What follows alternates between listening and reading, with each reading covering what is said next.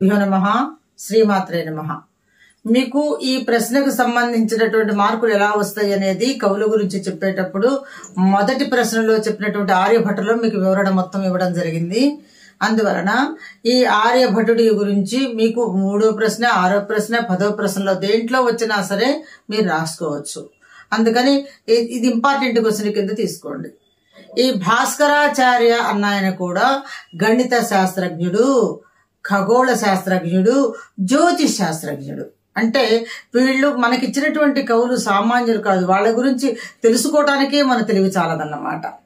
ఈ భాస్కరాచార్యుడు 63 ఏళ్ల వయసులో కరణ కుతూహలము అనేటువంటి గ్రంథాన్ని రచించారట. అంటే ఎవరికైనా 58 ఏళ్లు దాటితే రిటైర్మెంట్ అని ఇస్తారు. ఎందుకు? ఈ పటుత్వం అంతా పోతుంది, జ్ఞాపక శక్తి పోతుందని.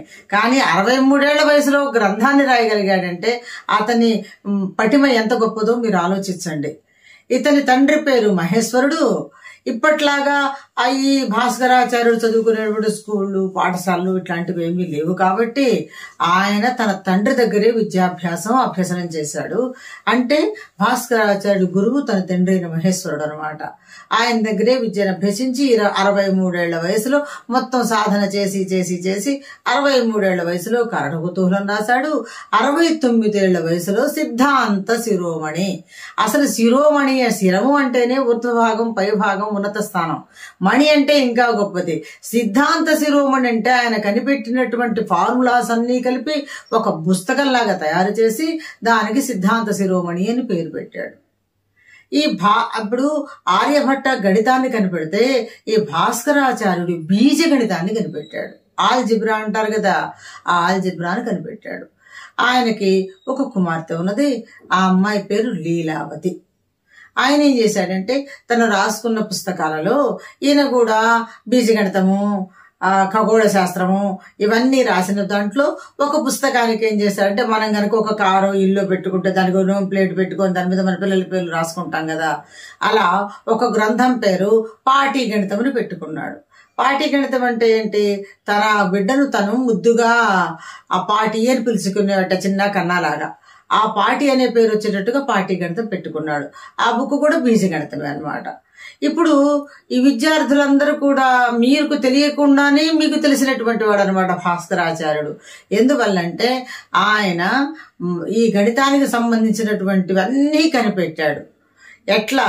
ఇప్పుడు చెప్తాను చూడండి. Plus, minus, root, square root, ఈ ఘన పరిమాణం, ఇట్లా అన్నిటికీ సంబంధించినటువంటి పవర్ ఆఫ్ ఇప్పుడు స్క్వేర్ రూట్ 3 అన్నాం అనుకోండి, 5 ఉంటే పవర్ ఆఫ్ 5, 4 ఉంటే పవర్ ఆఫ్ 4, ఇట్లా అన్ని మ్యాథ్స్ కు సంబంధించినటువంటి కనిపెట్టినటువంటి వాడు ఈ భాస్కరాచార్య. అంటే ఈ ప్రశ్న రాసుకునేటప్పుడు మీకేమన్నా అన్ని గుర్తు కనుక రాకపోతే మ్యాథ్స్ కు సంబంధించిన కనిపెట్టినటువంటి సిద్ధాంతాలన్నీ కూడా ఈయన రాసినవే. ఈ ప్లస్, మైనస్, విభజన, ఇంటూ, స్క్వేరు అన్నీ కూడా. కాబట్టి మీరు అట్లాగైనా వివరణగా మొత్తం ఏది గుర్తొస్తే అది మ్యాథ్స్ కు సంబంధించింది రాసుకోవచ్చు అనమాట. తర్వాత ఈయన కుమార్తె లీలావతి కూడా ఈ బీజగణితాన్ని తండ్రి దగ్గర నేర్చుకున్న. ఈయనకు గురువు తండ్రి అయితే ఆయన తన బిడ్డకు గురువు అయ్యాడు. అలా ఈ బీజగణితాన్ని మొత్తాన్ని మనకు ఫస్ట్ తీసుకొచ్చినటువంటి వ్యక్తి ఈ భాస్కరాచార్య అనమాట. అందువల్ల ఈ భాస్కరాచార్య మ్యాథ్స్ కు అంటే గణితానికి పితామహుడు. గణితాన్ని ఫస్ట్ కనిపెట్టినటువంటి గొప్పతనం ఆర్యభట్టదవుతే ఈ గణితాన్ని విశదీకరించి దీంట్లో బీజగణితాన్ని తయారు చేసి మనందరికి అందించినటువంటి వ్యక్తి. ఇప్పుడు ఎక్స్ అనేది ఉంటే ఒక విలువను కనుక్కోవటానికి ఆ ఎక్స్ విలువను పెట్టుకొని మనం సాధించవచ్చు అని రుజువు చేసిన వ్యక్తి కూడా భాస్కరాచార్యుడే. కాబట్టి ఈ భాస్కరాచార్యుడిది కూడా మీరు జాగ్రత్తగా చదివి మార్కులు పొందండి. స్వస్తి.